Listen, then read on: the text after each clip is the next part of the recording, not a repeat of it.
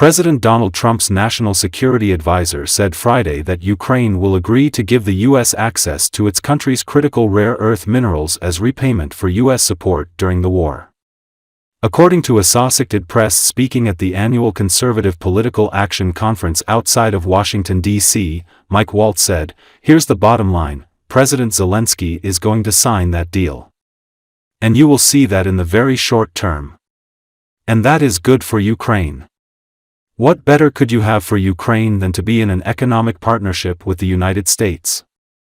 Waltz added.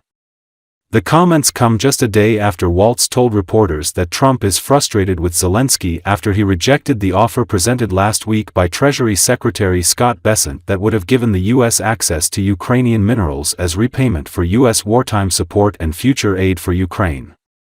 Waltz also pushed back against what he called the narrative in the media that the Trump administration is not negotiating or working with its European allies, insisting it is engaging all of our European allies, absolutely. Waltz noted that French President Emmanuel Macron will visit the White House on Monday, followed by British Prime Minister Keir Starmer on Thursday. Waltz called Trump the President of Peace, and predicted he will receive the Nobel Peace Prize for his work to end the wars in Ukraine and the Middle East. "By the end of this all, we're going to have the Nobel Peace Prize sitting next to the name of Donald J. Trump," Waltz said. Well, let me make one thing clear. We would not be in this position, not even close, if it weren't for the leadership of Donald J. Trump. Period. Right? I had the honor of sitting in the Oval Office and listening to President Trump speak with President Putin of Russia, and hearing both Putin and then immediately Zelensky both say only under President Trump's leadership, say this to him, and only he could drive an end to this war. So under Trump, this war will end, and it will end soon, and he is the president of peace. How are we going to get Zelensky, President Zelensky, to cooperate? Yeah. Well, so first, and this is the part that the media just wants to ignore, it was Zelensky last September, as part of his victory plan, it was Zelensky that proposed, hey, let's go into a partnership together. Right. If the United States will invest in us, we have aluminum, we have gallium, we have tritium, we have all of these rare earth minerals that the modern economy needs. A lot of them are not fully developed. They need investment. President Trump's a deal maker. And so now President Trump proposes the deal, right, and sent our Treasury Secretary all the way out to Kyiv to propose it, and then we get this rhetoric in the media. Well, look, here's the bottom line.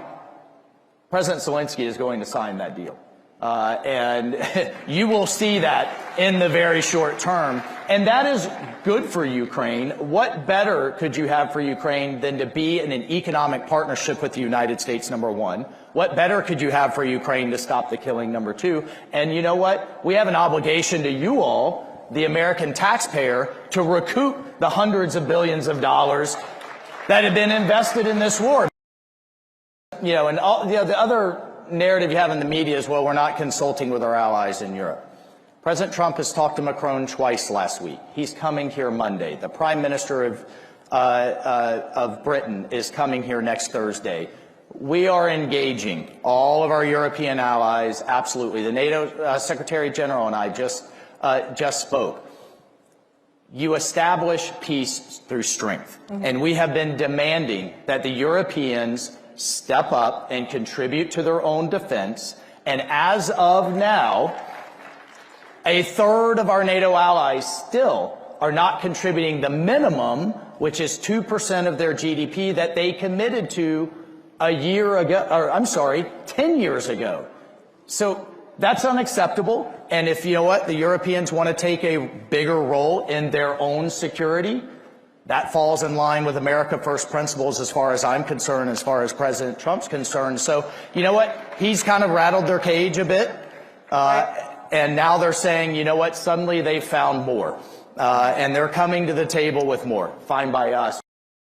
He's going to end the war in Europe. He is going to end the wars in the Middle East. He is going to reinvest the United States and our leadership in our own hemisphere, from the Arctic to the border, to Panama, all the way down to our good friends in Argentina with Milei that you saw yesterday. And you know what? By the end of this all, we're going to have the Nobel Peace Prize sitting next to the name of Donald J. Trump. And who opposes peace? Like, I mean, how do the Democrats oppose peace? You bring up a great question. Ukrainian President Volodymyr Zelensky's White House friends list shrinks as tensions rise in peace talks. Best case scenario, he'll immediately leave for France. The always tense relationship between the two leaders has escalated into open hostility this week, the New York Post reports. While the deterioration in relations between Washington and Kiev seems sudden, one source familiar with the White House discussions said, "This is nothing new to me. I've been hearing for months that it's time for elections and new leadership." A second source close to Trump agreed with the assessment and suggested that the best option for Zelensky and the world would be for him to leave for France immediately. Meanwhile, a White House official admitted that he doesn't like Zelensky because he bans churches. Former White House defenders of Ukraine, including National Security Advisor Mike Waltz, have echoed Trump's views to criticize Zelensky but say nothing about Russian dictator Putin. The U.S. president's statements show that he wants the elections in Ukraine to take place as soon as possible, and for Zelensky to be replaced by someone more amenable to negotiations. This could be someone Trump and his allies trust, a military leader or a businessman, the publication noted. At the same time, sources noted that there is no obvious candidate that Trump would prefer. Presidential elections were due to be held in Ukraine last year, but were postponed due to the state of martial law Zelensky declared February 24, 2022, in response to the Russian invasion. According to the country's constitution, elections cannot be held under martial law. Tensions between Trump and Zelensky date back to 2019 when the then 45th president urged his counterpart to launch an investigation into the Biden family's dealings with Ukrainian natural gas company Burisma Holdings, which paid Hunter Biden a salary of $1 million a year while his father Joe Biden was vice president and leading American policy toward the country. Zelensky declined to launch the investigation but deftly navigated the ensuing controversy after the distribution of a transcript containing Trump's request, insisting he felt no pressure in that call, as congressional Democrats moved to impeach Trump for allegedly abusing his power.